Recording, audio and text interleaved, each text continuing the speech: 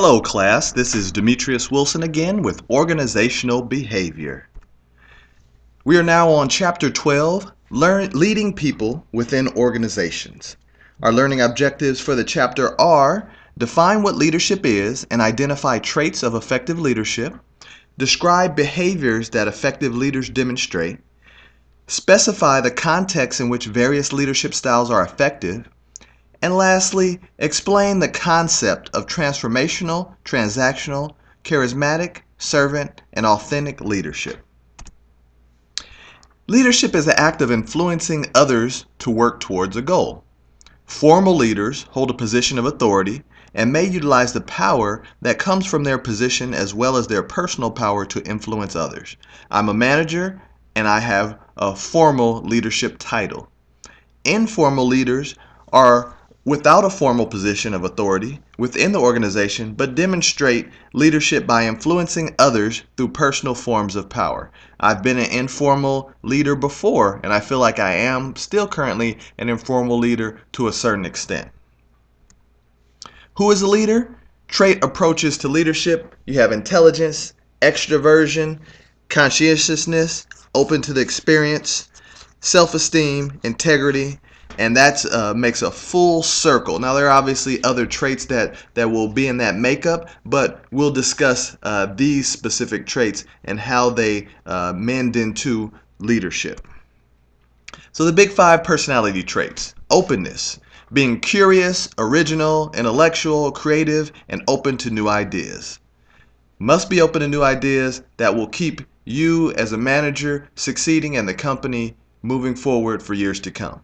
Conscientiousness, being organized, systematic, punctual, achievement-oriented, and dependable. Extroversion, being outgoing, talkative, sociable, and enjoying social situations. If you're a manager, typically you have to interact with your employees. Agreeableness, being affable, tolerant, sensitive, trusting, kind, and warm. And then neuroticism, being anxious, irritable, temperamental, and moody. We don't want too much of that, right? Discussion questions. Think of a leader you admire. Go through those. Great discussion questions as always. What do leaders do?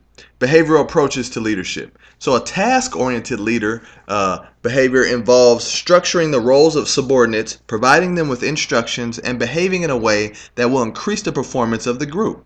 Task-oriented behaviors are directives given to employees to get things done and to ensure that organizational goals are met. At some points throughout my day, I have to be a task-oriented leader. People-oriented leader behaviors include showing concern for employee feelings and treating employees with respect. People-oriented leaders generally care about the well-being of their employees, and they demonstrate their concern in their actions and decisions. At different points in different sets of times throughout the day, I have to be a people-oriented leader as well. Behavioral approaches to leadership show that task-oriented and people-oriented behaviors are 2 key aspects of leadership, just as we just discussed. Leadership decision-making, which is very, very important. Authoritarian decision-making. Leaders make the decision alone without necessarily involving employees in the decision-making process. I run the ship. I'm going to make the decision. I'll let you know what it is. Democratic decision-making. Employees participate in the making of the decision. Hey, let's get together, let's meet, let's vote on it, let's talk about it, let's see what we should do. And laissez-faire decision making, leaders leave employees alone to make the decision. The leader provides minimum guidance and involvement in the decision. You guys know what you're doing, go ahead and make the decision and let me know what it is. Now, I will say that I also throughout the day have to be these different types of leaders because every situation is different. I manage different business units and they have to be managed in a different way. Democratic decision-making style. Sergey Brin, Google co-founder, and we'll see some videos on Google throughout the semester, is known for his democratic decision-making style. Right? Doesn't seem super intense, seems more laid back, and he works with those individuals and says, hey, let's come up with the best decision, because he probably knows that these are the subject matter experts and they could probably come up with a better idea than I could alone. More discussion questions, be sure to go through those. Contingency approaches to leadership, the role of context. So you'll look in your book and you'll read these, and actually we'll go over them shortly, but they're Fielder's contingency theory, situational leadership, path goal theory of leadership, Vroom and Yetton leadership decisions. We'll go through all of those. They're also in your book. So Fielder's contingency theory, just want you to take a second. You can pause it or you can look in your book and look at his matrix and see where certain things fall. Situational leadership. Leaders choose from 4 basic situational leadership styles defined by Blanchard and Hersey. The style that a leadership chooses is determined by situational factors such as employee readiness. So just like I was saying, there's certain employees that aren't ready to be managed a certain way, so I have to manage and lead them one way. There are other employees that are a little bit more advanced, and I need to lead them in a more, not I won't say a more structured way, but just a different way. Development of the individual. You always want to develop your people, and you see this this little chart. Another good thing for you to review on your own and see how they use this to develop their employees or associates. And this is the second part to it. Telling or directing. Employees are committed but need constant direction, right? So they're committed to the company, but you need to tell them. You need to go to A. You need to go to B. You need to go to C. Selling and coaching. Leaders encourage and collaborate to gain results. Participating/supporting, leaders provide guidance and employees make decisions. And delegating, leaders simply assign and make employees responsible. Path goal theory of leadership is influenced by expectancy theory of motivation. You see at the center circle, it says employees are motivated if confident. And what goes into that? Well, their effort will lead to high performance, and then their high performance will be rewarded, and the rewards they will receive are valuable to them. That circle or semicircle leads into employees being motivated if they are confident. 4 leadership styles, you have directive, supportive, participative, and achievement oriented. Not saying one is better than the other, it's just that this one is more applicable to this situation, and the other one is more applicable to another situation. And as a leader and as a manager, you need to know how to be all 4. So predictions of path goal theory. So here's the situation, and the appropriate leadership style will be on the right. When employees have high role ambiguity, when employees have low abilities, and when employees have external locus of control, meaning that they feel like other things, other factors determine how their day turns out or how their career turns out, then you need directive. That's the appropriate leadership style. When tasks are boring and repetitive, and when tasks are stressful, you need that supportive leadership style. Hey, rah, you guys got to get after it, have a good day, give them some high fives, pep them up, and help them with their stress. When employees have high abilities, and when the decision is relevant to employees, and when employees have high internal locus of control, meaning that they feel like what they do determines their outcomes, you need an appropriate leadership style would be participative. And then when employees have high abilities and when employees have high achievement motivation, they're super go-getters, you have achievement-oriented leadership style. Hey, these are the goals we're going to meet. Go after them. Go get them.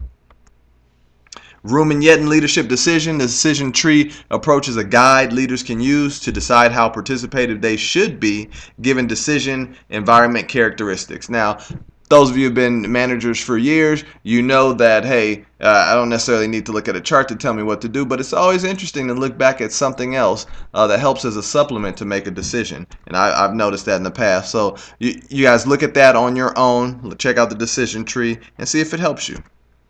More great discussion questions. Be sure to review all of those. Contemporary approaches to leadership. Transactional leadership. Employees demonstrate the right behaviors because the leader provides resources in exchange. We're going to do the right thing because this guy gave us the right database, gave us the right tools to do what we need to do. We're trying to chip away the iceberg, and he gave us the ice picks. We're set to go.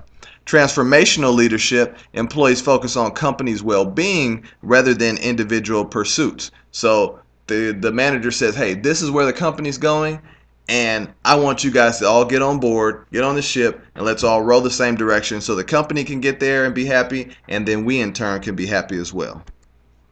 Transformational leaders lead employees by aligning employee goals with their leaders' goals.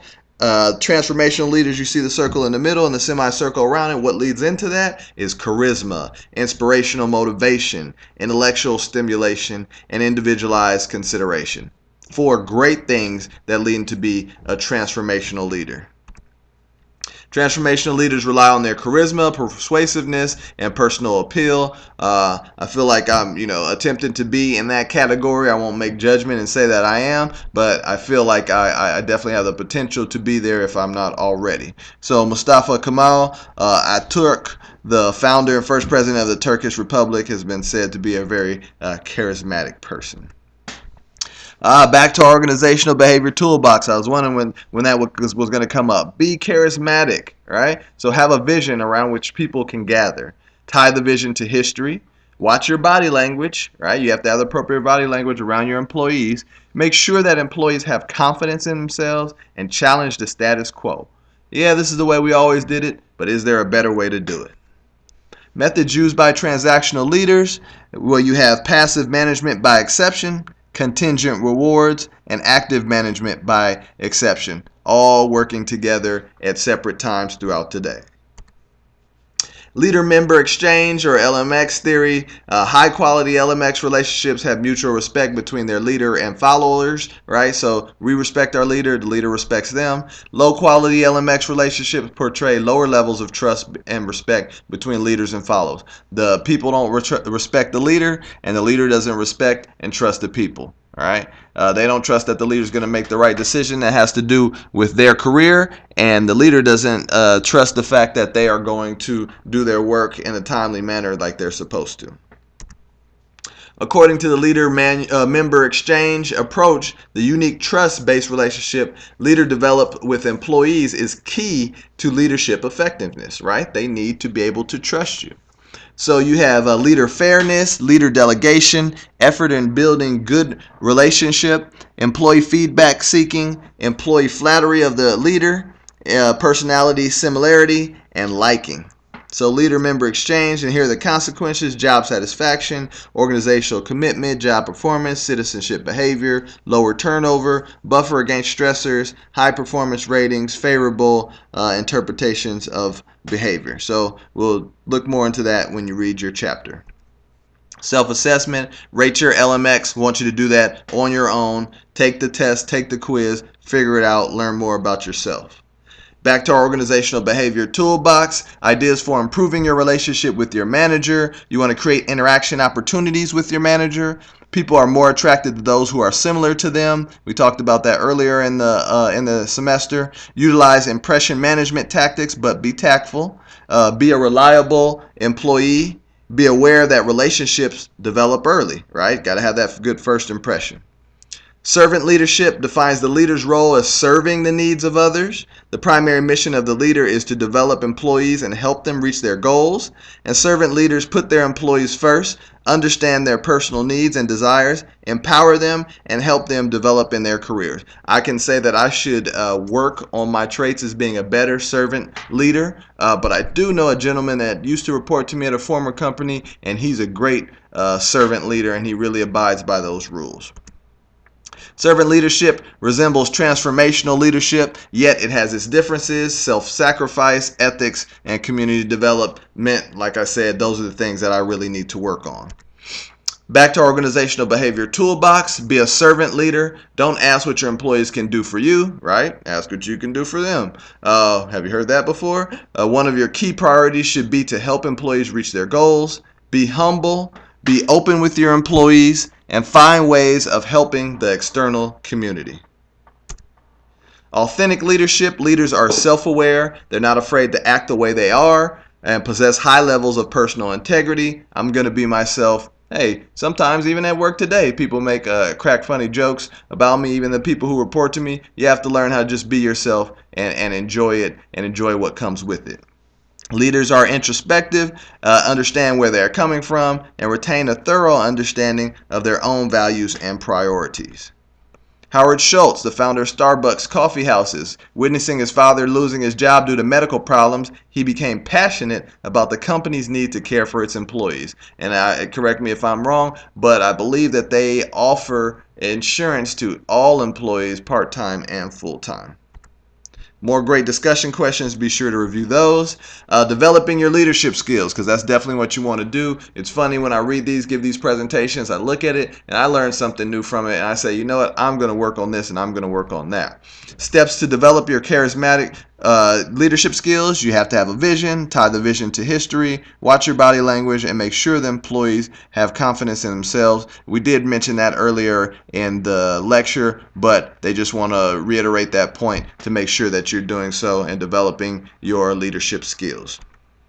The CEO of Pepsi, Indra Nooyi, is a leader who demonstrates passion for her vision and energizes those around her toward her vision for the company. Definitely look her up. It's a very good story. Develop your authentic leadership skills. You have to understand your history, take stock of who you truly are now, reflect on your successes and challenges, right? Know what do your SWOT analysis on yourself. What are your strengths? What are your weaknesses? What are your opportunities? What are your threats? And make integrity a priority and understand the power of words, right? You have to pick and choose those right words to get the right results from your employees. And last but not least, more discussion questions. Gotta love them. You hear me say to go over them. I've reviewed all these discussion questions. They're great. They get you thinking, get your mental mind running. As always, thank you. Hope you guys have a good day, a great week, and have a good class week. Do great. Get all A's.